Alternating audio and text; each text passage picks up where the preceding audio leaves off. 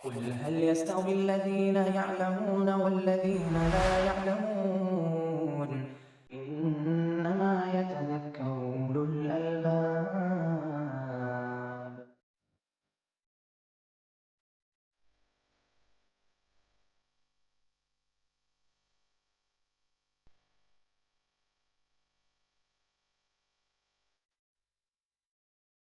بسم اللہ الرحمن الرحیم، الحمد للہ والصلاة والسلام علی رسول اللہ وعلی آلہ واصحابہ ومن اہتدی بہدیہ، اما بعد۔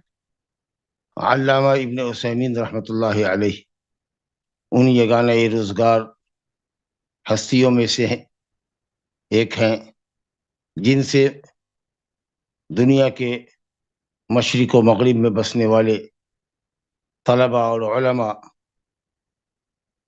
برابر استفادہ کر رہے ہیں۔ ان کے علم و تحقیق، تصنیف و تالیف اور فقہ و فتاوی سے کوئی مستغنی نہیں ہے۔ اللہ نے شیخ ابن عثیمین کو زبردست دین کی سمجھ عطا فرمائی تھی، اور وہ انشاءاللہ اس حدیث کے مصداق ہیں، من یرید اللہ بہ خیرا یفقہہ فی الدین۔ اللہ جس بندے سے خیر کا ارادہ کرتا ہے، جس سے اللہ کام لینا چاہتا ہے دین کی علم کی، کتاب و سنت کے علم کی، عقیدہ صحیحہ سلفیہ کی نشر و اشاعت چاہتا ہے، اللہ اس کو دین کی فقاہت، اللہ تعالیٰ دین کی اس کو سمجھ عطا فرماتا ہے۔ اسی طرح کا علم وہ علم ہے جو قابل رشک ہے۔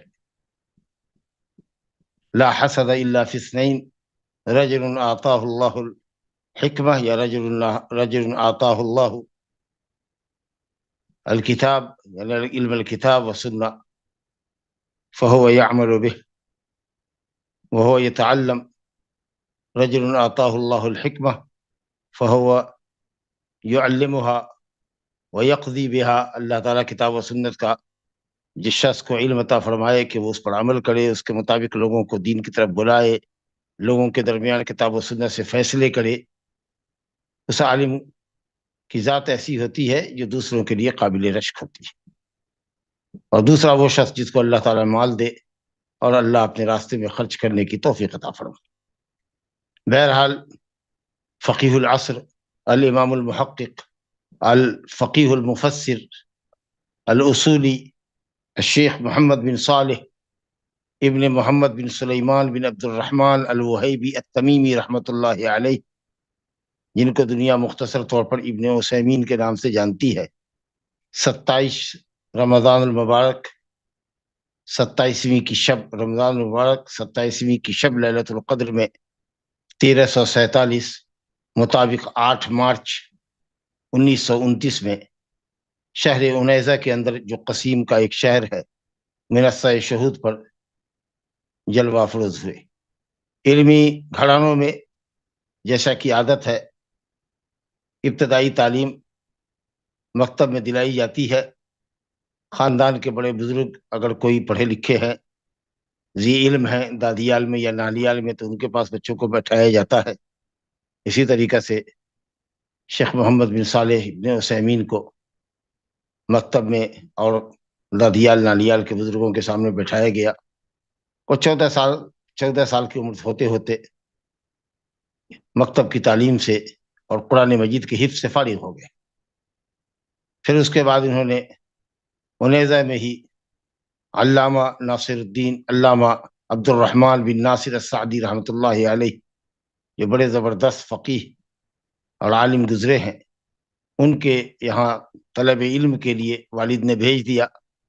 ابتدا میں تو ان کے منتہی درجے کے طلباء مبتدی کو پڑھایا کرتے تھے، پھر اس کے بعد جب وہاں سے فارغ ہوئے تو عبد الرحمن بن ناصر سعدی رحمۃ اللہ علیہ کے درس میں شریک ہوئے، اور مختلف علوم و فنون شریعت کا، تفسیر، حدیث، فقہ، اصول، فرائض، نحو، عربی زبان و ادب، مختلف علوم و فنون ان سے سیکھے، اور مختلف اوقات میں ان سے علم حاصل کیا۔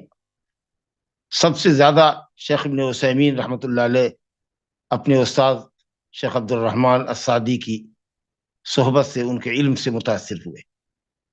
اور دوسری شخصیت جس نے ان کی علمی شخصیت کو نکھارا اور ہمہ جہت ان کے اوپر مثبت اثرات چھوڑے اللہ کے فضل و کرم سے، وہ امام العصر سماحت العلامہ شیخ عبدالعزیز ابن باز رحمۃ اللہ علیہ کی ذات گرامی، جن سے انہوں نے علم حدیث میں خاص استفادہ کیا. اور اس کے بعد بھی ان دونوں کے علاوہ بھی اور کئی بڑے عالم سے، وقت کے بڑے علماء سے استفادہ کیا، جیسے علامہ مفسر محمد الامین شنقیطی رحمۃ اللہ علیہ، اور اسی کے طریقہ سے محدث عبد الرحمن فریقی رحمۃ اللہ علیہ، اور دوسرے بہت سارے علماء سے انہوں نے اکتساب فیض کیا. جب ریاض میں معہد علمی قائم کیا گیا تو اس میں آپ نے تعلیم حاصل کی اور وہاں سے کلیہ کی ڈگری، گریجویشن کی سند اسلامی علوم کے اندر حاصل کی. اور پھر اپنے استاد شیخ عبد الرحمن ناصر سعدی کے انتقال کے بعد غالباً 1376 میں انہی کے مسند درس پر متمکن ہوئے، اور انیزہ کی جامع کبیر میں، جامع مسجد میں امام و خطیب اور مدرس کی حیثیت سے 1376 سے لے کر کے 1421 تک وفات تک اسی مسجد میں رہے، درس و تدریس اور امامت و خطابت کے فرائض انجام دیتے رہے. پھر معہد علمی میں بھی مدرس بنے، اور پھر آخر زندگی تک غالباً 1399 کے بعد سے لے کر 1421 تک تا وفات قسیم کے اندر، جو جامعۃ الامام محمد بن سعود الاسلامیہ کا ایک برانچ تھا، کلیت الشریعہ، وہاں مدرس رہے. پوری زندگی تقریباً 50 سالوں سے زائد کی عمر پڑھنے پڑھانے، تصنیف و تالیف، فقہ فتاوی، واعظ و بیان، محاضرات کے اندر گزری، مشغول ترین زندگی گزری. اور بہت زبردست اللہ تعالیٰ نے علم اور فقہ سے، اور خاص کر تفسیر کے علم سے اور فقہ کے علم سے اللہ نے نوازا. بڑے اصولی آدمی تھے. ان کی تحریروں میں اصول حدیث، اصول فقہ، اسی طریقہ سے نحو و صرف کے اصول عربی زبان و ادب کے لحاظ سے بھی آپ کو ملیں گے. جو لوگ ان کی کتابوں کو پڑھتے ہیں، مطالعہ کرتے ہیں، ان کے علم و تحقیق پر مطلع ہو کر داد تحسین دیے بغیر نہیں رہ سکتے. بہرحال ایسے لوگ کم ہی پیدا ہوتے ہیں، اور خاص کے اس متخلف دور میں، اس علمی پسماندہ دور میں، جبکہ یہ دور قحط الرجال کا دور ہے. 3 عظیم شخصیتیں ایک عصر میں گزری ہیں. سماحت الشیخ ابن باز رحمۃ اللہ علیہ، جنہیں امام العصر شیخ الاسلام والمسلمین بجا طور پر کہا جاتا ہے. محدث عصر الامام العلامہ محمد ناصر الدین البانی رحمۃ اللہ علیہ، اور الامام الزاہد فقیہ العصر محمد بن صالح العثیمین رحمۃ اللہ علیہ. یہ 3 اپنے وقت کے ایسے چوٹی کے علماء ہیں جن کو آج کی علمی دنیا الائمۃ الثلاثہ کہتی. جس طریقہ سے امام مالک، امام شافعی، امام احمد کے اوپر الائمۃ الثلاثہ کا اطلاق ہوتا تھا فقہا کے یہاں، اسی طریقہ سے آج کے دور میں الائمۃ الثلاثہ شیخ بن باز، شیخ البانی اور شیخ ابن عثیمین رحمۃ اللہ علیہ کے مجموعے پر بولا جاتا ہے. بہرحال علم و دعوت کا یہ نیر تابہ اور خورشید درخشاں بدھ کے دن مغرب سے قبل 15 شوال کو، 15 شوال سن 1421 ہجری کو اپنی جان آفری کے حوالے کر گیا، اور علمی دنیا کو اپنے پیچھے سوگوار کر گیا. تاریخ عیسوی میں 10 جنوری 2001 تاریخ وفات ہے. ماشاء اللہ شاہ فیصل عالمی ایوارڈ سے بھی 1999 میں نوازے گئے. لیکن جو طلباء اور علماء ان کی کتابوں سے استفادہ کرتے ہیں اور ان کے رفع درجات کے لیے دعا کرتے ہیں، وہ سب جائزوں سے بڑا جائزہ.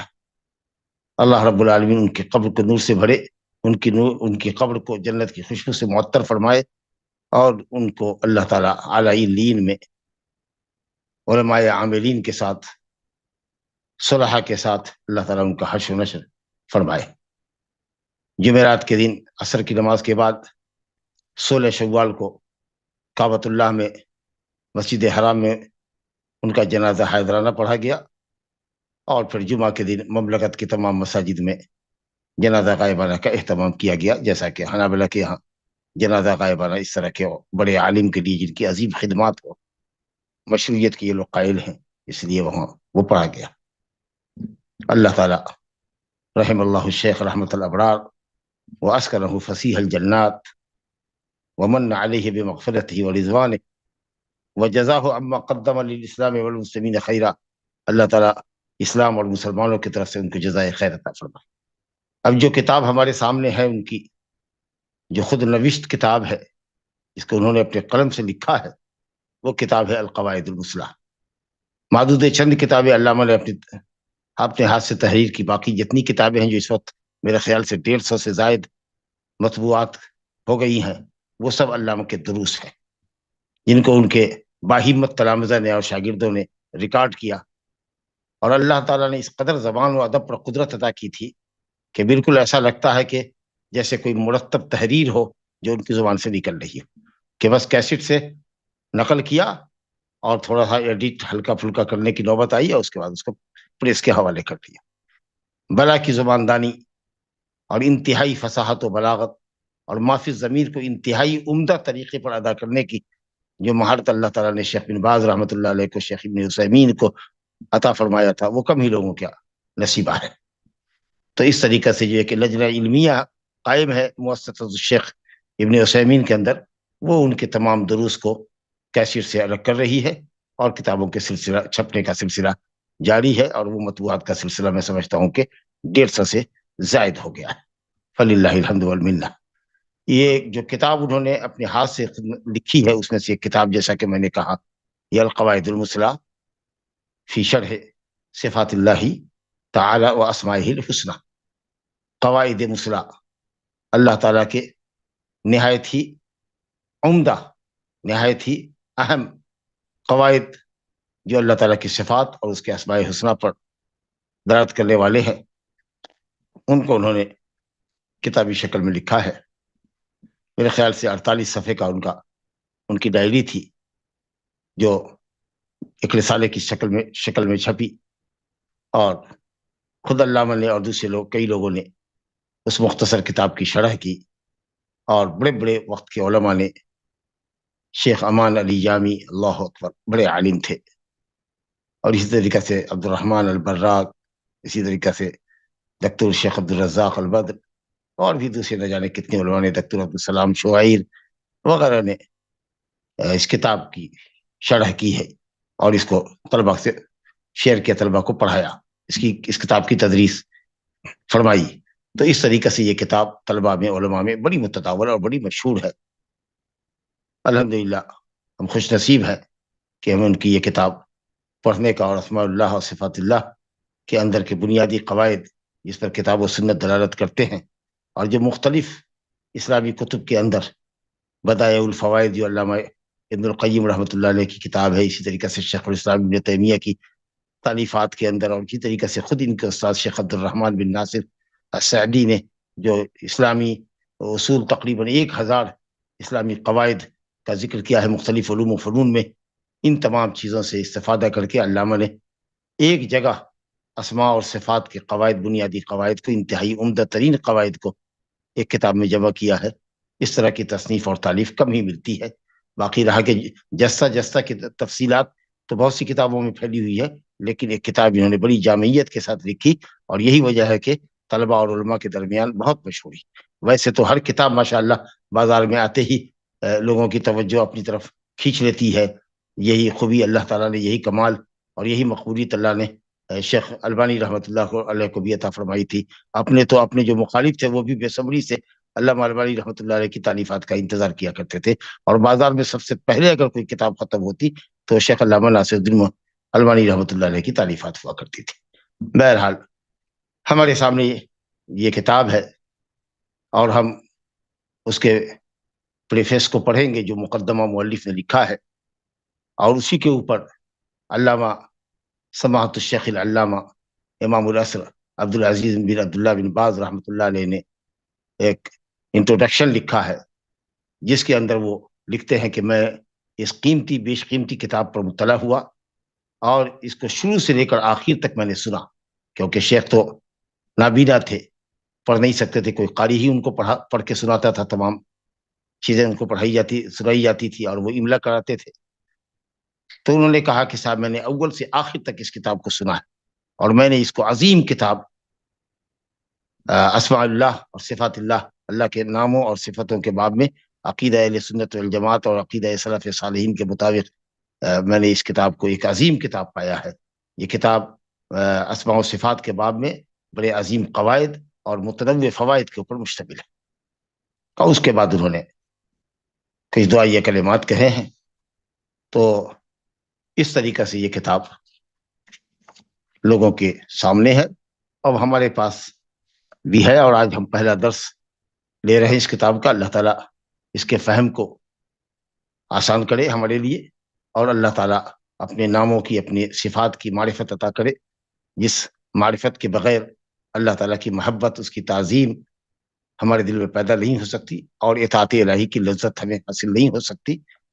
اس لیے ہم اللہ تعالیٰ سے اپنے لیے اور آپ سب کے لیے آسانی کی دعا کرتے ہوئے مؤلف رحمۃ اللہ علیہ کا مقدمہ شروع کرتے ہیں، اور اس کے بعد پھر انشاءاللہ تعالیٰ ہم قواعد کو پڑھیں گے.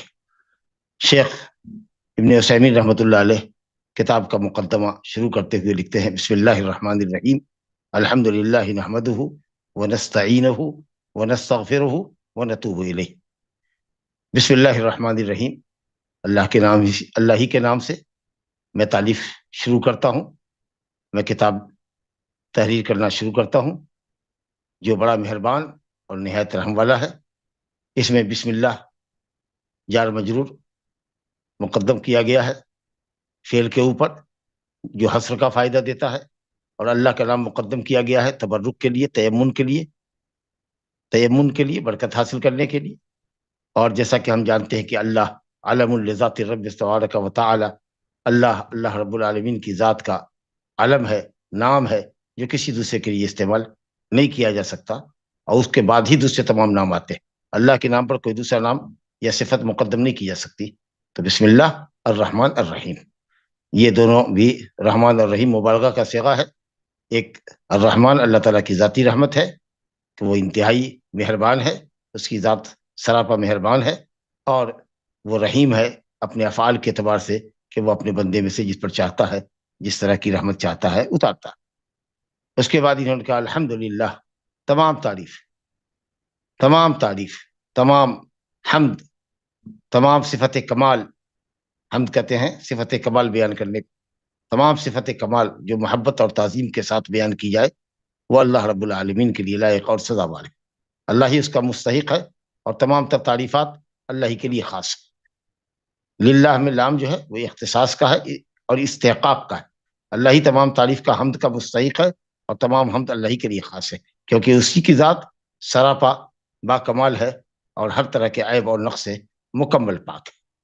الحمدللہ نحمدہ، ہم اس کی تعریف کرتے ہیں، نحمدہ ہم اس کی تعریف کرتے ہیں. یہ جملہ اسمیہ جو آیا الحمدللہ، اس کی تاکید ہوئی. تمام تعریف اللہ کے لیے ہے، پھر کہتے نحمدہ، ہم اس کی تعریف کرتے ہیں، حمد بیان کرتے ہیں. ابھی آپ نے سنا کہ زبان سے محبت اور تعظیم کے ساتھ محمود کے کمالات کو بیان کرنا حمد کہلاتا ہے. اور وہ تمام تر حمد اور تمام تر صفت کمال اللہ تعالیٰ کی شان ہے، اسی کو زیبا ہے، اسی کے لیے خاص ہے. نحمدہ ہم اس کی تعریف کرتے ہیں، ونستعینہ اور ہم اس سے مدد چاہتے ہیں. دین اور دنیا کے ہر کام میں بندہ اللہ تعالیٰ کی مدد کا محتاج ہے. بغیر اللہ تعالیٰ کی مدد کے، بغیر اس کی عون کے، بغیر اس کی نصرت کے کوئی کام ہمارا انجام نہیں پا سکتا. ونستغفرہ اور ہم اسی سے مغفرت چاہتے ہیں. مغفرت کا معنی گناہوں پر پردہ پوشی اور گناہوں کی معافی. پردہ پوشی اور تجاوز، معاف کرنا، دونوں شامل ہے. جیسے میغفر کہتے ہیں، اسی سے میغفر ہے، لوہے کی ٹوپی کو کہتے ہیں، جو انسان کے سر کو چھپاتی بھی ہے اور تیر تلوار کے وار سے بچاتی بھی. تو اللہ رب العالمین کی مغفرت یہ ہے کہ اللہ تعالیٰ بندوں کے گناہوں پر پردہ ڈالے گا، اس کو ذلت و رسوائی سے بچائے گا، اور پھر اس کو معاف کر دے گا. تو عیب پر پردہ دے گا اور درگزر فرمائے گا. یہ معنی ہے، صرف معاف کرنا نہیں بلکہ گناہوں پر پردہ دینا، تاکہ کسی پر اس کے گناہ کا افشا نہ ہو، کسی پر راز نہ کھلے کہ یہ بندہ کتنا گنہگار تھا. اللہ اکبر. اللہم اغفر لنا ذنوبنا ربنا اغفر لنا ذنوبنا وکفر عنا سیئاتنا وتوفنا مع الابرار ونستغفر ونتوب الیہ. یہ خطبہ حاجہ جو نبی صلی اللہ علیہ وسلم کا ہے، جو عام طریقے سے اہل حدیث خطبہ ماشاءاللہ جمعہ کے خطبے میں، عیدین کے خطبے میں اور اسی طریقے سے نکاح وغیرہ کے خطبے میں پڑھتے ہیں. شیخ نے اسی خطبے کا ذکر کیا ہے، لیکن اس میں نتوب الیہ، ہم اس کی طرف توبہ کرتے ہیں، اس کی طرف رجوع کرتے ہیں، اس کی طرف پلٹتے ہیں اپنی سیئات کی معافی کے لیے، اپنے گناہوں کی معافی کے لیے. یہ جملہ خطبہ حاجت کے اندر نہیں ہے، تو اس لیے اگر اس کو حذف کر دیا جائے اور خطبہ حاجت کے الفاظ پر جو مسنون الفاظ ہیں اگر اکتفا کیا جائے تو یہ زیادہ افضل ہے. لیکن کوئی حرج نہیں ہے کہ ہم اس جملے کا بھی اضافہ کر دیں، لیکن مسنون لفظ یہ نہیں ہے، یعنی خطبہ حاجہ میں یہ لفظ نہیں آیا، اس لیے جائز ہے کہ وہ نتوب الیہ بھی لکھا جائے جیسا کہ علامہ نے لکھا ہے اپنی کتاب میں، لیکن انہوں نے اپنی شرح میں لکھا ہے کہ اگر اس کو حذف کر دیا جائے تو حذف زیادہ بہتر ہے. الحمدللہ نحمدہ ونستعینہ، تمام تعریف اللہ کے لیے، ہم اس کی حمد بیان کرتے ہیں، ہم اس سے مدد چاہتے ہیں، ہم اس سے مغفرت چاہتے ہیں. حمد کا بھی معنی آپ جانے جانا، عون اور نصرت بھی آپ نے اس کی اہمیت کو سمجھی. ایاک نعبد، اور اس کے بعد ہم کہتے ہیں وایاک نستعین. عبادت کے لیے ہم پیدا کیے گئے ہیں، لیکن عبادت بغیر استعانت کی نہیں ہو سکتی، اللہ کی عون اور مدد کے بغیر نہیں ہو سکتی، اس لیے ہم مدد چاہتے ہیں، کیونکہ اللہ کی مدد و نصرت کے بغیر ہم کوئی کام کر ہی نہیں سکتے. ونستغفرہ، اور اپنے گناہوں کی پردہ پوشی اور معافی درگزری چاہتے. ونتوب الیہ، اور اللہ سبحانہ وتعالیٰ کی طرف ہم اپنے گناہوں کے لیے پلٹتے ہیں اور اس سے گویا کہ گناہوں کی مغفرت چاہتے ہیں. ونعوذ باللہ من شرور انفسنا ومن سیئات اعمالنا، اور ہم اللہ سے پناہ چاہتے ہیں، اللہ کی پناہ میں آنا چاہتے ہیں، اللہ کی حفاظت چاہتے ہیں کہ اللہ ہم کو اپنی پناہ میں لے لے، اپنی حفاظت میں لے لے. کس چیز سے؟ من شرور انفسنا، ہمارے نفس کی شرارت سے، کیونکہ ہمارے نفس کے اندر اللہ تعالیٰ نے جہاں بھلائی ڈالی ہے فسق و فجر بھی ڈالا ہے. ونفس وما سواها فالہمها فجورها وتقواها، نفس کے اندر فجور بھی ہے اور تقوی بھی ہے، تقوی الہی بھی اللہ نے ڈالا. قد افلح من زکاها وقد خاب من دساها، جس نے اپنے نفس کا تزکیہ کیا، جس نے اللہ تعالیٰ کی اطاعت سے اپنے نفس کو پاک کیا، وہ کامیاب ہوا، فائز البرام ہوا. اور جس نے نفس کو گندا کیا، شرک اور بدعت اور معصیت کی پلیدی سے ناپاک کیا، اپنے نفس کو گدلا کیا، گندا کیا، تو وہ گویا کہ قد وقد خواب من دساها، وہ خائب و خاسر ہوا. تو ہم اپنے نفس کی شرارتوں سے، وما ابرئ نفسی ان النفس لامارۃ بالسوء، برائی پر نفس انسان کا بہت مائل ہوتا ہے اور نفس انسان کو برائی پر بہت آمادہ کرتا ہے. تو یہ ایک نفس امارہ ہے جو انسان کو برائی پر آماد کرتا ہے، ایک نفس لوامہ ہے جو انسان کو برائی پر ملامت کرتا ہے کہ تم نے یہ کیا کیا. یہ نفس لوامہ ہے جس کی اللہ نے قسم کھائی ہے، لا اقسم بیوم القیامہ، سورہ قیامہ کے اندر اسی میں اللہ تعالیٰ نے نفس لوامہ کی بھی قسم کھائی ہے. یہ بڑا اچھا نفس ہے اور سب سے اعلیٰ نفس ہوتا ہے نفس مطمئنہ. یا ایتھا النفس المطمئنہ ارجعی الی ربک راضیۃ مرضیہ، اللہ کی طرف پلٹ، اللہ کو تو راضی کرنے والی ہو، وہ مرضیہ، اور راضی اللہ تجھ سے راضی ہو.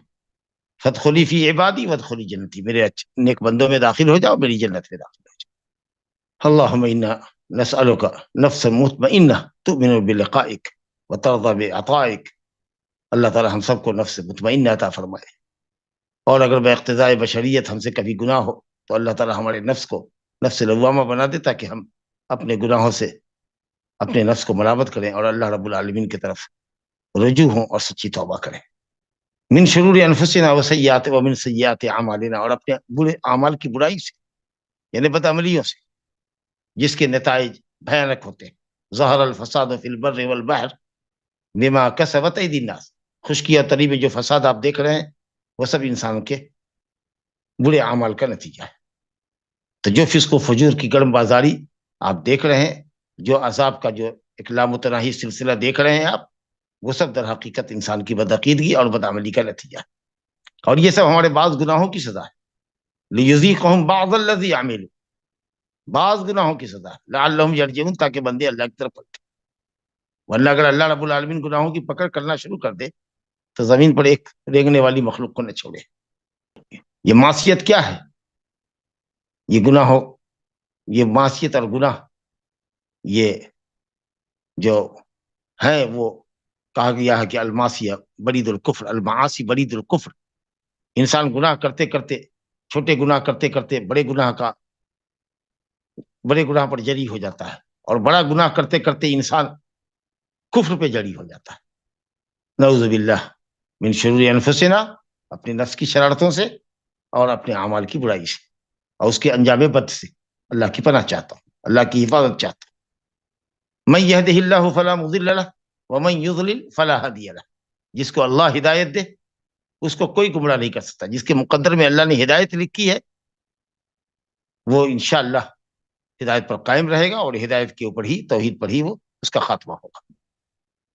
ومن یضلل، اور جس کے مقدر میں اللہ ضلالت لکھے، جس کو اس لائق نہ سمجھے کہ وہ حق کو قبول کرے گا، جس کے اوپر ان الذین حقت علیہم کلمۃ ربک لا یؤمنون ولو جاءتهم کل آیۃ حتی یروا العذاب الألیم، جن لوگوں پر اللہ تعالیٰ کی طرف سے کلمہ ثابت ہو چکا ہے کہ چاہے جتنی بھی آیت، جتنے بھی معجزات، جتنی بھی نشانی ان کے سامنے لاؤ، یہ ایمان نہیں لانے والے۔ یہ وہ زمین شور ہے، یہ وہ پتھریلی زمین ہے جس پہ کوئی پودا لگ نہیں سکتا، جس کے قلب کی اس کیفیت کو اللہ جانتا ہے کہ کتنی بھی محنت اس پر کی جائے، یہ آدمی شرک و کفر سے باز آنے والا نہیں ہے۔ اس کے قلب پر گویا کی طرح سے مہر لگی ہوئی ہے، شیطان کا پوری طریقہ سے وہ بندہ بن چکا ہے۔ تو ظاہر ہے کہ ایسے شخص کو کوئی ہدایت نہیں دے سکتا۔ جس کے مقدر میں ہدایت نہ ہو اس کو اشرف الخلق محمد صلی اللہ علیہ وسلم بھی ہدایت کی راہ پر نہیں لگا سکتے، اور اگر ہدایت کی راہ پر آپ لگانا آپ کے بس میں ہوتا تو اس کا سب سے زیادہ دنیا میں اگر کوئی حقدار تھا تو ابو طالب، جس نے آپ کی ہر طرح مدد کی، سیدھا سفر رہا، اور اس کے ہوتے ہوئے مشرکین آپ کو زیادہ اذیت نہیں پہنچاتے تھے، لیکن پھر بھی آپ دیدہ لوٹے جب اس نے آخری میں یہ جملہ کہا اسلام پیش کرنے کے نتیجے میں۔ بار بار آپ کہتے تھے یا عم قل لا الہ الا اللہ، چچا کہہ دو لا الہ الا اللہ، کلمۃ احاج لک بہا عند اللہ، ایسا کلمہ جس کے ذریعے میں آپ کے مسلمان ہونے کی حجت اللہ کے پاس قائم کر سکوں گا۔ تو آخری جملہ جو اس نے کہا وہ یہی تھا کہ ہو علی ملت عبد المطلب، وہ عبد المطلب کی ہی ملت پر، دین پر رہے گا، یعنی بت پرستی پر رہے گا۔ تو ہدایت نہیں تھی۔ قرآن نے کہا انک لا تہدی من احببت ولکن اللہ یہدی من یشاء، آپ جس کو چاہیں ہدایت نہیں دے سکتے، اللہ جس کو چاہے گا اسی کو ہدایت ملے گی۔ آپ کا کام صرف راہ دکھانا ہے، علماء کا کام راہ دکھانا ہے۔ قرآن اچھے اور سب سے سیدھے راستے کی رہنمائی کرتی، لیکن سیدھے اور سچے راستے پر چلانا یہ صرف اللہ کا کام ہے۔ واشہد ان لا الہ الا اللہ وحدہ لا شریک لہ، اور میں گواہی دیتا ہوں۔ گواہی دل کے یقین اور زبان کی اقرار سے ہوتی ہے۔ جس چیز کی صداقت کے اوپر آپ کا دل مطمئن ہو، یا جس چیز کے جھوٹا ہونے پر، جس چیز کے غلط ہونے پر آپ کا دل مطمئن ہو اور زبان بھی اس کو غلط کہے، تو دل کے اذعان اور قبول اور زبان کے اقرار کا نام شہادت ہے۔ تو گویا کہ یہ بات اللہ کی وحدانیت کی بات ہمارے دل میں جمی ہوئی ہے، بیٹھی ہوئی ہے۔ ہر شک سے خالی، غیر متزلزل یقین اور زبان کے اقرار سے گواہی ہوتی ہے۔ میں دل کے یقین اور زبان کے اقرار سے یہ گواہی دیتا ہوں کہ اللہ الہ الا اللہ، لا الہ، لا نفی جنس ہے، معبود نام کی کوئی چیز ہے ہی نہیں، یعنی حق۔ الہ لا نفی جنس کا اسم جو ہے وہ تو الہ ہے اور خبر محذوف ہے، لا الہ حق، کہ کوئی کائنات میں الہ حق، معبود برحق ہے ہی نہیں۔ حق جو معبود ہے وہ کون ہے؟ حق سے مستثنا ہے الا اللہ، سوائے اللہ کے کہ جو حق۔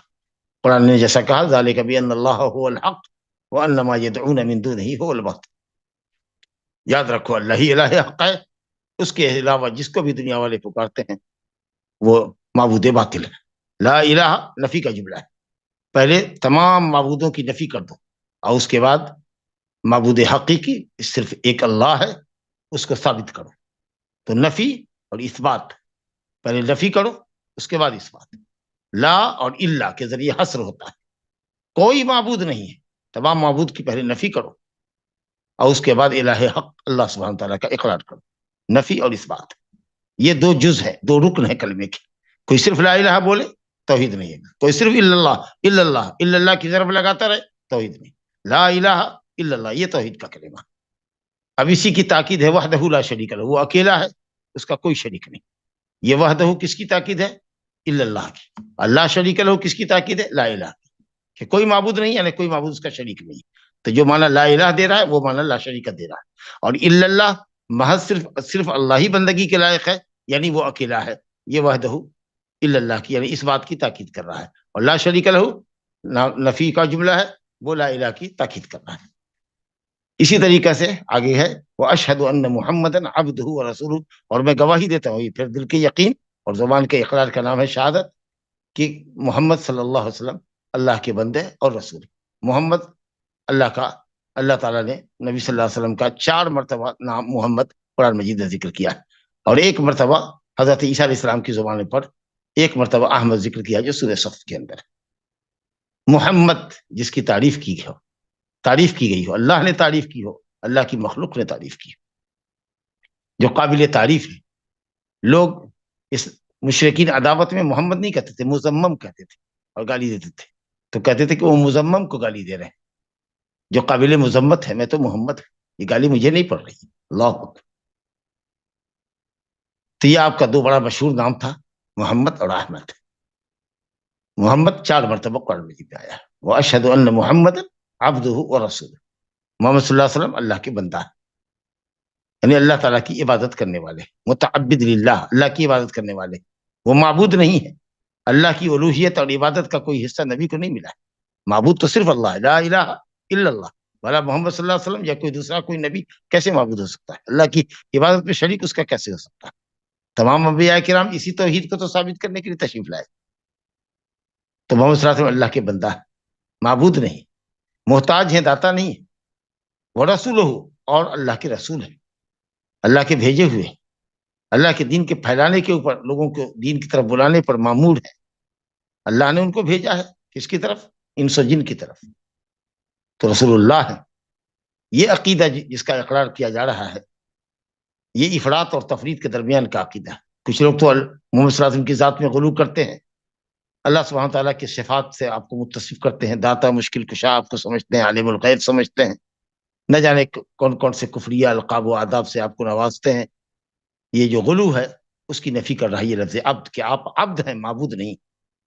وَلَمَّا قَامَ عَبْدُ اللَّهِ، بڑے اونچے اونچے مقام پر، خاص مقام پر، اسراء اور معراج کے موقع پر، قرآن مجید کے نزول کے مناسبت سے اللہ نے عبد کہا ہے آپ کو. تو سب سے بڑا شرف آپ کا یہ ہے کہ آپ بندہ اور رسول ہیں. پیش کیا گیا آپ کے اوپر کہ بادشاہت اور نبوت آپ کو دیتے ہیں، کہا نہیں، میں عبد اور رسول رہوں گا، میں اللہ کا بندہ اور نبی اور رسول رہوں گا، میں بادشاہ نبی رسول نہیں بننا چاہتا.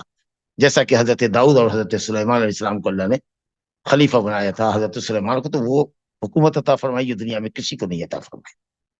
اور آپ رسول ہیں، تو کچھ لوگ آپ کی رسالت کا انکار کرتے تھے، تکذیب کرتے تھے، آپ کو ساحر، مجنون، جادوگر وغیرہ کہتے تھے.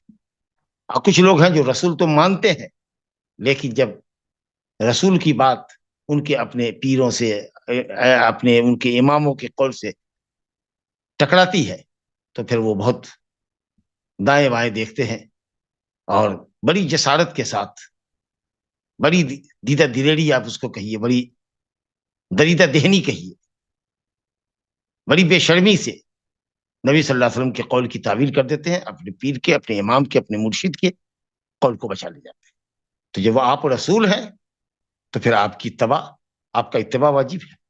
طاعتہ فیما امر والانتہاء عما عنہ نہا وزجر، آپ کی اطاعت کریں بلا چنو چرا، اور جس چیز سے آپ نے منع کیا اس سے رک جائیں. بہرحال آپ اللہ کے بندہ ہیں اور اس کے رسول ہیں. عبد لا یعبد، آپ بندہ ہیں، آپ کی عبادت نہیں کی جا سکتی. نبی لا یکذب، آپ سچے رسول ہیں، آپ کی پیروی ہم پر واجب. جب تک کہ ہماری عبادت میں اخلاص نہ ہو، للہیت نہ ہو، صرف اللہ کی جزا جوئی نہ ہو، اور محمد صلی اللہ علیہ وسلم کی خالص پیروی نہ ہو، اس وقت تک ہمارا عمل مقبول نہیں ہو سکتا. تو یہ جو اسلام کا عقیدہ ہے عبدیت کا اور رسالت کا، یہ افراط اور تفرید کے درمیان ہے، تاکہ لوگ غلو نہ کریں اور نبی صلی اللہ علیہ وسلم کی رسالت میں طعن نہ کریں اور جور و جفا نہ کریں، کہ آپ کو رسول تو مانے لیکن بات مانے آپ کے مقابلے میں دوسرے کی، والعیاذ باللہ. اس کے بعد کہتے ہیں صلی اللہ علیہ وعلی آلہ واصحابہ ومن تبعہم باحسان وسلم تسلیما. کہتے ہیں اللہ تعالیٰ کا صلاۃ ہو آپ پر اور سلام ہو. یہ جملہ فعلیہ ہے، جملہ خبریہ جس کو کہتے ہیں، صلی اللہ وسلم تسلیما، لیکن یہ اصل میں ہے انشائیہ کہ اللہم صلی، امر ہے، التماس ہے، درخواست ہے اللہ تعالیٰ سے کہ اللہ اپنے اس بندے اور رسول پر صلات بھیج، یعنی ان کی ثنا فرشتوں کے درمیان فرما، ان کا ذکر ملأ اعلیٰ میں بلند فرما، اور ان کی آل پر اور اصحاب پر، ومن تبعہم، اور اصحاب کی پیروی کرنے والے۔ تو یہاں آل سے مراد آپ کے مومنین قرابت مند، حضرت علی، حضرت حمزہ، حضرت عباس، ابن عباس، حسنین، حسن و حسین رضی اللہ عنہ، اور جعفر، عقیل، جتنے آپ کے خاندان کے مسلمان ہیں، مومنین ہیں، وہ تب تھے، اس کے بعد رہے، آج ہیں، اور قیامت تک جو رہیں گے مومنین متقین، وہ سب آپ کی اولاد میں، آپ کی ازواج مطہرات آپ کی آل میں داخل ہیں۔ یرید اللہ لیذھب عنکم الرجس اہل البیت، ازواج مطہرات کے ضمن میں اللہ تعالیٰ نے فرمایا سورہ احزاب میں، یرید اللہ لیذھب عنکم الرجس اہل البیت، اہل البیت ازواج مطہرات کو گیا، ویطہرکم تطہیرا، وہ اصحاب ہی، اور آپ کے اصحاب جنہوں نے ایمان کی حالت میں نبی صلی اللہ علیہ وسلم کو دیکھا، یا ایمان کی حالت میں نبی صلی اللہ علیہ وسلم سے ملاقات کی، اجتماع کیا ہو، دور سے بھی اگر دیکھا ہو، اس مجمع میں شریک ہوا ہو جس مجمع میں نبی صلی اللہ علیہ وسلم ہیں، ایک لمحے کے لیے ہو، مختصر سی ساعت کے لیے، وہ بھی صحابی، یہ شرف صحابیت۔ لیکن دوسرے کسی کے لیے صحبت کا لفظ اور صاحب کا لفظ استعمال ہوتا ہے جب طویل صحبت، یہ آپ کے صاحب ہیں، یہ آپ کے ساتھی ہیں، تو مطلب یہ ہے کہ ضمانت اور صحبت ہماری لمبی ہونی چاہیے، تب یہ لفظ استعمال ہوگا۔ لیکن صحابہ کرام نے اگر چند منٹوں کے لیے آپ کی مجلس میں حاضری دی ہے، یا آپ کو دور سے دیکھا ہے، یا نابینا ہے نہیں دیکھا ہے تو آپ کی مجلس میں رہا ہے، تو چاہے وہ صغار کیوں نہ ہو، اطفال کیوں نہ ہو، وہ سب شرف صحابیت سے مشرف ہے۔ جو بڑے صحابہ ہیں، ابو بکر، عمر، عثمان و علی، اور جو لوگ مکہ میں مسلمان ہوئے، وہ تو درجہ اولیاء کے ہیں، اور اس کے بعد پھر صلح حدیبیہ سے پہلے کے جو مسلمان ہیں صحابہ کرام، وہ صلح حدیبیہ کے بعد والے مسلمانوں سے بہتر ہیں۔ لا يستوي منكم من انفق من قبل الفتح وقاتل اولئك اعظم درجة من الذين انفقوا من بعد وقاتلوا وكلا وعد الله الحسنى۔ تمام صحابہ کرام کے لیے اللہ نے جنت کا وعدہ کیا، لیکن وہ جو فتح سے پہلے مسلمان ہوئے اور انہوں نے جنگ کی، اور وہ جو فتح کے بعد، فتح سے مراد صلح حدیبیہ ہے، تو ظاہر ہے کہ اس میں بدریوں کا مقام اونچا ہے، پھر اس کے بعد جنگ بدر اور صلح حدیبیہ کے درمیان جو مسلمان ہوئے ہیں ان کا مقام اونچا ہے، پھر اس کے بعد جو ہے ایک سوال آیا تھا ضمن میں، دیکھیے بھی بات آ گئی، صحابہ کے طبقات کو کچھ لوگوں نے 3 طبقہ لکھا ہے، کسی نے 10-11 طبقات لکھے ہیں، تو وہ سب لمبی چیز ہے، لیکن بہرحال یہ جو متقدمین مسلمین ہیں، اوائل مسلمان ہیں، جو مکے میں مسلمان ہوئے، جیسے خلفائے راشدین وغیرہ ہیں، اور عبد الرحمن بن عوف اور دوسرے لوگ جو ہیں، ان کا مقام بہت اونچا ہے۔ پھر اس کے بعد آپ آئیے تو صاحب وہ بدری صحابیوں کا بڑا اونچا مقام ہے، قرآن نے کہا اعملوا ما شئتم فقد غفرت لکم، ہے بدریو جو چاہو عمل کرو، اللہ تعالیٰ تمہارے گناہوں کو بخشتا، تمہارا یہ عمل اللہ کے نزدیک کتنا مقبول ہے یہ۔ اور پھر اس کے بعد بدر سے لے کر کے صلح حدیبیہ تک کے درمیان کے صحابہ کا مقام ہے، اور پھر اس کے بعد کے صحابہ کا مقام ہے، پھر وہ اطفال اور صغار ہیں جنہوں نے صلح حدیبیہ کے موقع پر یا حجۃ الوداع کے موقع پر نبی صلی اللہ علیہ وسلم کے زمانے میں جو موجود رہے ہیں، سب صحابہ کرام ہیں۔ بہرحال یہ اللہ تعالیٰ کا فضل ہے کہ جس نے مختصر مجلس بھی اختیار کی ہے وہ بھی صحابی ہے، لیکن ٹھیک ہے، اس میں فضیلت ہے صحابہ کرام کے درمیان، جن کا جو مقام ہے اس مقام کو سمجھنا چاہیے۔ تو آل پر صلات ہو، آپ کے اصحاب پر صلات ہو، ومن تبعہم بإحسان، اور جنہوں نے آپ کے اصحاب کی پیروی کی احسان کے ساتھ، بلا زیادہ ولا نقص، نہ کبھی اتباع میں، پیروی میں زیادتی کی، نہ کمی کی، صحابہ کے منہج کی جنہوں نے کامل پیروی کی، چاہے وہ صحابہ کرام بعد میں آئے، والسابقون الاولون من المہاجرین والانصار والذین اتبعوہم بإحسان، دیکھیے سابقین اولین مہاجرین اور انصار میں سے، یہ ہیں صلح حدیبیہ سے پہلے والے لوگ، والذین اتبعوہم صحابہ کرام جو بعد میں مسلمان ہوئے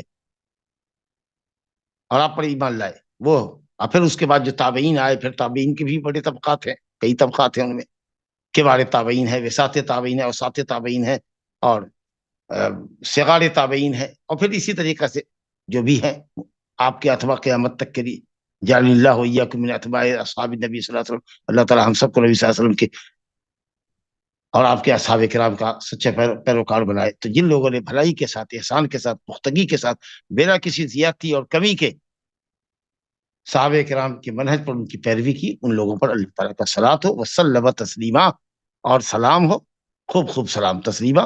سلمہ سے مصدر ہے، مفعول مطلق ہے جو تاکید کے لیے آیا کہ اللہ تعالیٰ خوب خوب سلامتی فرمائے، اور یہ ہے کہ آپ کی حفاظت فرمائے، آپ کے دین کی حفاظت فرمائے، آپ کی باڈی کی حفاظت فرمائے جو قبر میں ہے، انتقال کے بعد۔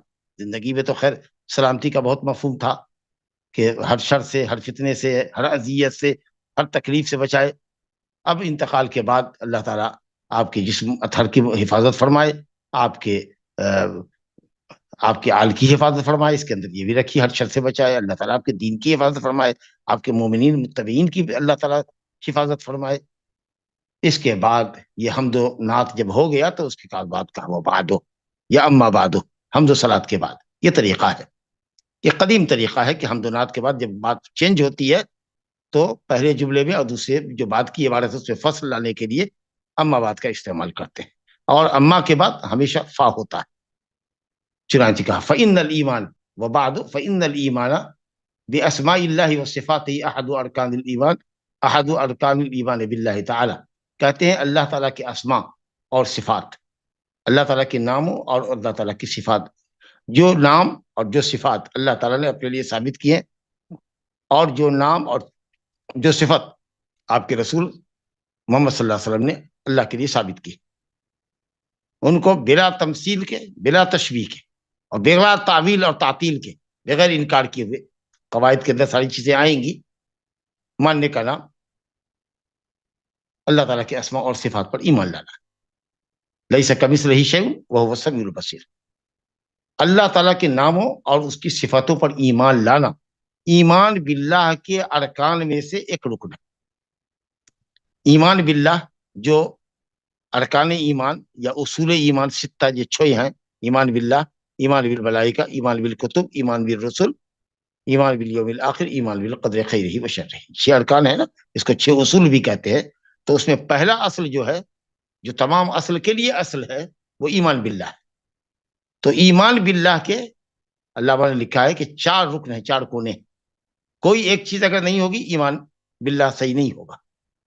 تو کہتے ہیں کہ اللہ کے ناموں اور صفتوں پر ایمان لانا اللہ پر ایمان لانے کے ارکان میں سے ایک عظیم رکن۔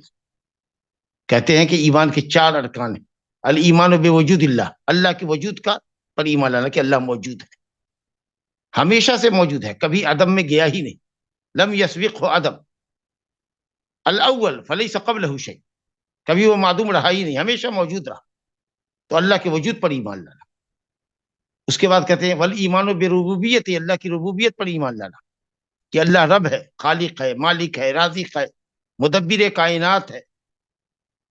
والایمان بالوہیت ہی، اور اللہ تعالیٰ کی الوہیت پر، اللہ تعالیٰ کی عبادت پر کہ وہ عبادت کا تنہا اکیلا مستحق ہے۔ تین ہوا، وجود اللہ، اللہ کے وجود پر ایمان لانا، اللہ کی ربوبیت پر ایمان لانا، اور اللہ کی الوہیت پر ایمان لانا، والایمان باسماء و صفاتہ، اللہ تعالیٰ کے اسماء اور صفات پر ایمان لانا۔ حالانکہ ایمان بالربوبیت اور ایمان بالاسماء و صفات میں اللہ کے وجود کا معنی شامل ہے، کیونکہ جو رب ہے، ہم کہتے ہیں اللہ رب ہے، خالق کائنات ہے، مالک ہے، رازق ہے، مدبر ہے، جس کے لیے اسماء حسنہ ہے، جس کے صفات بہت بلند ہیں۔ ظاہر ہے کہ یہ صفات موجود ہی کی نہ ہوگی، جو ذات موجود نہیں ہوگی وہ بھلا رب کیسے ہوگی، اب وہ ان صفات سے متصف کیسے ہوگا؟ تو اسی لیے علماء نے تو تین ہی بات ایمان باللہ کے اندر بیان کی ہے، لیکن شاید علامہ نے چوتھی چیز کا اس لیے اضافہ کیا ہے کیونکہ کچھ لوگ ایسے ہوتے ہیں جو دوہریہ قسم کے لوگ ہیں، جو کہتے ہیں کہ صاحب انسان کو زمانے نے پیدا کیا اور زمانہ ہی اس کو نگل رہا ہے اور کوئی اس کا خالق نہیں ہے، تو وہ اللہ کے وجود کا ہی انکار کرتا ہے، جیسے کہ کٹ دلیلی اور کٹ حجتی کرتا تھا فرعون حضرت موسیٰ سے کہ وما رب العالمین، رب العالمین کیا ہے میں نہیں جانتا، کہتا تھا انا ربکم العال، حالانکہ وہ قرار نفس سے، اندرون نفس سے جانتا تھا، جیسا کہ حضرت موسیٰ نے اس کو للکارا لقد علمت ما انزل هؤلاء الا رب السماوات والارض بصائر، تم جانتے ہو فرعون اچھی طرح سے کہ ان آیات معجزات کو اللہ رب العالمین نے لوگوں کی بصیرت کے لیے نازل کیا۔ رب السماوات والارض، کہاں اس نے کہا کہ میں نہیں جانتا ہوں یا کوئی رب السماوات والارض نہیں ہے؟ تو اس کا مطلب یہ کہ صرف حلق کے اوپر کی بات تھی کہ وہ کہتا تھا کہ وما رب العالمین۔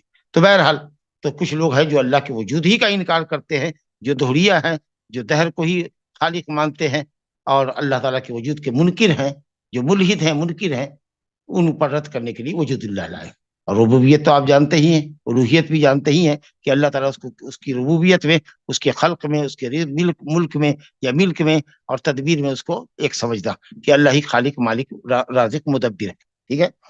اور یہ اللہ تعالیٰ کی الوہیت کہ لا الہ الا اللہ، اللہ کے سوا کائنات میں کوئی بھی عبادت کے لائق نہیں ہے۔ جو بھی اصنام اور اوثان جن کی پرستش ہو رہی ہے، چاہے وہ بتوں کی شکل میں ہو کہ قبروں کی شکل میں ہو، ما انزل اللہ بہا من سلطان، اس شرک کے لیے اللہ نے کوئی دلیل نہیں اتاری۔ اللہ تعالیٰ نے ایسے ہی معبودوں کے متعلق کہا کہ انہی الا اسماء سمیتموها انتم وآباؤکم ما انزل اللہ بہا من سلطان، یہ سب جو نام ہے، داتا، مشکل کشا، گنج بخش اور فلاں اور فلاں اور فلاں داتا اور مشکل کشا اور علم کی دیوی اور فلاں فلاں، یہ سب تمہارے خود ساختہ نام ہے جو تم نے تمہارے باپ دادا نے بنائے۔ اور اللہ تعالیٰ کی صفات کا پر ایمان لانے کا مطلب کہ اللہ تعالیٰ کو اس کے اسماء اور صفات میں اکیلا سمجھنا۔ اگر کوئی شخص اللہ کے کسی بھی نام کا انکار کرتا ہے کافر، اگر کوئی شخص اللہ کی کسی صفت کا انکار کرتا ہے، وہ ایمان باللہ کے ایک جز کا انکار کرتا ہے، کافر ہے۔ تو ان چاروں اجزاء میں سے یا کم از کم ایمان بالربوبیت، ایمان بالالوہیت اور ایمان بالاسماء و صفات میں سے کسی بھی رکن کا اگر وہ انکار کرتا ہے تو دائرہ اسلام سے خارج۔ کہتے ہیں وتوحید اللہ بھی، توحید اللہ بھی، اللہ سبحانہ و تعالیٰ کو اسماء و صفات کے ذریعے اکیلا جاننا کہ وہ اپنے اسماء و صفات میں اکیلا ہے، اس کے جیسے نام، اس کے جیسی صفات کسی کی نہیں ہے۔ یہ احد و اقسام توحید ثلاثہ، توحید کی 3 قسموں میں سے ایک قسم۔ ہم کہتے ہیں کہ توحید کی 3 قسم ہے، توحید ربوبیت، توحید الوہیت اور توحید الاسماء والصفات۔ تو 3 طرح سے ہم اللہ کی توحید کو ثابت کرتے ہیں کہ وہ رب ہونے کے اعتبار سے، خالق مالک مدبر ہونے کے اعتبار سے اکیلا ہے، معبود ہونے کے اعتبار سے اکیلا ہے، اور اپنے عمدہ ترین ناموں اور اعلیٰ ترین صفتوں کے اعتبار سے اکیلا ہے، کسی چیز میں کوئی اس کا شریک نہیں ہے۔ یہ جو ہے توحید کی 3 قسمیں، اس میں سے ایک قسم اللہ سبحانہ تعالیٰ کے ناموں اور صفتوں میں اس کو ایک اکیلا جاننے کا نام ہے، بالکل صحیح۔ اب یہ جو 3 قسمیں ہیں توحید کی، بہت سے لوگ اعتراض کرتے ہیں کہ شیخ الاسلام ابن تیمیہ اس کے موجود ہے، یہ تقسیم بدعی تقسیم۔ ارے نہیں بھائی، قرآن اور حدیث کے دلیلوں کا جب تتبع کرو گے، غور کرو گے، تو دیکھو کہ اللہ رب العالمین نے اپنی وحدانیت کو انہی 3 طریقوں سے بتایا کہ وہ رب ہونے میں اکیلا ہے، رب السماوات والارض ہے، کوئی اس کے ملک میں اس کا شریک نہیں ہے، لا الہ الا ہو، اس کے علاوہ کوئی عبادت کے لائق ہی نہیں ہے، اور قرآن نے کہا وَلِلَّهِ الْأَسْمَاءُ الْحُسْنَى، اللہ ہی کے لیے سب سے اچھے نام ہیں۔ گویا کسی کے لیے تمام نام اچھے نہیں ہیں، لیکن اللہ ہی ایک ذات ہے جس کے تمام نام اچھے ہیں۔ یا اسی طریقے سے قرآن نے کہا هل تعلم له سمیہ، کیا اس کے جیسے ناموں والا کسی کو جانتے ہو؟ تو یہ قرآنی اور حدیث کی دلیلوں کے اعتبار سے اللہ رب العالمین کی وحدانیت کو ثابت کرنے کے لیے یہ طریقہ ہے، یہ شیخ الاسلام کی بدعت نہیں ہے، یہ استقرائی اس کو کہتے ہیں۔ دلیلوں کا تتبع کرنا، غور کرنے سے یہ 3 طریقہ معلوم ہوتا ہے اللہ کی وحدانیت کو ثابت کرنے کے لیے۔ خود اللہ تعالیٰ نے ایک ہی آیت میں، غالباً وہ سورہ مریم کی 65ویں آیت ہے، رب السماوات والارض وما بینہما فاعبدہ واصطبر لعبادتہ هل تعلم له سمیہ، اللہ آسمان اور زمین کا رب ہے، وما بینہما، اور زمین اور آسمان کے درمیان بھی ایک کائنات ہے، ایک آسمان ہے، یہ آسمان ہے 7 طبق در طبق تہبتا، اور زمین اور اس کے درمیان جو ہے یہ صرف فضا نہیں ہے، اس میں بھی بہت بڑی کائنات ہے، بہت بڑی مخلوقات ہے اللہ تعالیٰ کی۔ وما بینہما، آسمان اور زمین کے بالمقابل وما بینہما کہا گیا کہ ایک اوپر آسمان، ایک زمین، اور اس کے درمیان بھی ایک دنیا ہے۔ جی، فاعبد ہو، تو یہ رب السماوات والارض توحید ربوبیت ہوئی، فاعبد ہو واصطبر لعبادتہ، اسی کی بندگی کرو اور اس کی بندگی پر قائم و دائم رہو، یہ توحید الوہیت ہوئی۔ هل تعلم له سمیہ، کیا اس کے ناموں جیسا کسی کا نام جانتے ہو؟ یعنی وہ اپنے ناموں میں بھی یگانہ و یکتا ہے، اکیلا ہے۔ تو یہ دیکھیے اللہ رب العالمین نے ربوبیت کے اعتبار سے، الوہیت کے اعتبار سے اور اسماء و صفات کے اعتبار سے اپنی یگانگت، اپنی وحدت کو اللہ تعالیٰ نے وحدانیت کو واضح کیا ہے۔ چلیے صاحب، فمنزلتہ فی الدین عالیہ، دین میں توحید الاسماء والصفات کا مقام بہت بلند ہے، بہت بلند ہے، وہ اہمیت عظیم، اور اس کی اہمیت بہت عظیم، وہ کسی کے لیے ممکن نہیں ہے۔ علامہ کہتے ہیں ولا يمكن ان احد يعبد الله على الوجه الاكمل حتى يكون على علم باسماء الله تعالی وصفاته، کسی شخص کے لیے ممکن ہی نہیں ہے کہ وہ مکمل طریقے پر، اکمل طریقے پر اللہ تعالیٰ کی عبادت کرے جب تک کہ اس کو اللہ تعالیٰ کے اسماء اور صفات کا علم نہ ہو، کیونکہ جب تک اسماء اور صفات کا علم نہیں گا اس کے دل میں محبت، تعظیم اور عبادت کی لذت اور عبادت کرنے کے اندر چستی اور پھرتی پیدا ہی نہیں ہو سکتی. یہ تو صرف اسماء اللہ اور صفات اللہ کے جاننے کی برکت ہے کہ جو لوگ جتنا زیادہ اللہ تعالیٰ کے ناموں اور صفتوں کو جانتے ہیں اور سمجھتے ہیں اور اس کے معنی اور مطالب پر غور کرتے ہیں، اسی قدر ان کا ایمان اللہ کے اوپر بڑھتا ہے اور اللہ تعالیٰ کی عظمت اور محبت ان کے دل میں بیٹھتی ہے اور وہ ہر منزل سے گزر جاتے ہیں اللہ کی رضا اور خوشنودی کے لیے. تو جب تک آدمی اللہ کے اسماء اور صفات کا علم نہ رکھے اس وقت تک ممکن ہی نہیں ہے کہ وہ اللہ تعالیٰ کی مکمل طریقے سے عبادت کر سکے. لِيَعْبُدَهُ عَلَى بَصِيرَةٍ، تاکہ وہ علم کی بنیاد پر اللہ تعالیٰ کی بندگی کر سکے. ایک ہوتا ہے بصارت جس کو ہم دیکھتے ہیں، اور ایک قلب کی جو بصیرت ہے، علم، اس کو بصیرت کہتے ہیں. تو بصیرت کا تعلق قلب سے ہے، بصارت کا تعلق آنکھ سے. اللہ تعالیٰ نے فرمایا اپنے نام کی عظمت اور اہمیت کو بتاتے ہوئے، وَلِلَّهِ الْأَسْمَاءُ الْحُسْنَى فَادْعُوهُ بِهَا، اللہ ہی کے لیے للہ، اللہ ہی کے لیے ثابت ہے اسماء حسنہ. مبتدا کو بعد میں لایا گیا، اسماء الحسنہ مبتدا ہے، اس کو پہلے آنا چاہیے تھا، لیکن للہ مقدم کر دیا گیا تخصیص کا فائدہ دینے کے لیے کہ اللہ ہی کے لیے اسماء حسنہ. اور حسنہ احسن کا اسم تفضیل کا مؤنث ہے، یعنی اللہ رب العالمین کے نام اسماء یہ اسم کی جمع ہے، یہ سب سے اچھے ہیں، سب سے اچھے. اس سے اچھا کوئی نام ہو ہی نہیں سکتا، اس کے اوپر کوئی نام ہو ہی نہیں سکتا، الفاظ کے اعتبار سے بھی اور معانی کی جامعیت اور کمالات کے اعتبار سے. اللہ ہی کے لیے اسماء حسنہ. فادعوہ بہا، ان ناموں کے ذریعے اللہ کو پکارو. فادعوہ بہا. اب یہاں پر انہوں نے یہ کہا ہے عبادت دعا اسماء حسنہ کے ذریعے ہونی چاہیے، اور پھر اس کے بعد کہا کہ یہ دعائے سوال، دعائے مسئلہ، دعائے طلب اور دعائے عبادت کو شامل ہے. انشاءاللہ گفتگو کا سلسلہ جاری ہے، اور ہم سمجھتے ہیں کہ مقدمے کا کچھ اور حصہ بھی بچ گیا ہے، اس کو ہم پڑھ لیں گے، اور اس کے بعد کوشش ہوگی کہ اگلے درس میں انشاءاللہ تعالی ایک دو قاعدے کو بھی ہم پڑھ سکیں. ھذا وباللہ التوفیق وصلی اللہ وسلم وبارک علی نبینا محمد وعلی آلہ وصحبہ اجمعین وآخر دعوانا ان الحمد للہ رب العالمین. شیخ، کیا حضرت ابوبکر، عمر رضی اللہ، عثمان رضی اللہ عنہم نبی صلی اللہ علیہ وسلم کی آل میں شامل ہوں گے، جیسے حضرت ابوبکر حضرت عائشہ رضی اللہ عنہا کے والد تھے اور حضرت عمر بھی حضرت علی کی بیٹی ام کلثوم کے سے نکاح فرمایا تھا؟ اس سب کے باوجود بھی آل میں داخل نہیں، جو ہاشمی ہے وہ آل میں داخل ہے. قواعد البصلہ سے مراد کیا ہے؟ گفتگو ابھی آئے گی. ویسے آپ نے سوال کیا تو قاعدہ کی جب قاعدہ بولے گرامر، اصول، اور مصطلح امثل سے امثل اسم تفضیل ہے سب سے اچھا، اور اس کا مؤنث ہے المصلح، الحسنہ کے وزن پر. کہا نا انہوں نے کہ صاحب القواعد المصلح فی صفات اللہ تعالی و اسماء الحسنہ، بہترین نام رکھا ہے مصلح حسنہ، وزن بٹھانے کے لیے انہوں نے یہ کیا ہے. تو القواعد انتہائی عمدہ قواعد جس کو قرآن و حدیث نے اللہ تعالیٰ کے ناموں اور صفتوں کو ثابت کرنے کے لیے بیان کیا ہے، ان قواعد کو آپ جانیے. جب تک ان قواعد کو آپ نہیں جانیں گے آپ کا عقیدہ اہل سنت والجماعت کے مطابق ہو ہی نہیں سکتا اسماء و صفات کے باب میں. توحید ربوبیت اور توحید اسماء و صفات میں کیا فرق ہے؟ برائے مہربانی بتائیں. توحید ربوبیت اللہ تعالیٰ کا فعل ہے، جو وہ کرتا ہے اس میں اکیلا ہے، اور توحید الاسماء و صفات اللہ تعالیٰ کی ذات اور اس کی صفت ہے جو اس کے ساتھ قائم ہے. کچھ اس کی صفات ذاتیہ ہے، کچھ صفات فعلیہ ہے، لیکن دونوں ہی اس اعتبار سے کہ اللہ تعالیٰ کی معرفت اور اس کے کمالات کا علم توحید الاسماء اور توحید ربوبیت سے حاصل ہوتا ہے. اسی لیے بعض اہل عقیدہ نے توحید کی دو قسم کی ہے اور کہا توحید المعرفت والاثبات، جس توحید سے اللہ کی معرفت اور اللہ کا وجود اور ثبوت لازم آئے یا ثابت ہو، یہ توحید الربوبیت اور توحید الاسماء کو شامل ہے. اور ایک ہے توحید الطلب والقصد، یعنی توحید الوہیت. تو اس طریقے سے اللہ تعالیٰ کی معرفت کے لیے توحید ربوبیت اور توحید الاسماء والصفات دونوں اللہ تعالیٰ کی معرفت بتاتے ہیں. لیکن توحید ربوبیت جو ہے وہ در حقیقت اللہ کے افعال کا نام ہے کہ اللہ جو کچھ کرتا ہے اس میں وہ اکیلا ہے. باقی اس کے نام اور صفات تو آپ جانتے ہیں کہ اس کی ذات سے متعلق ہے، اور جو بھی نام ہے وہ صفتی معنی پر مشتمل ہے.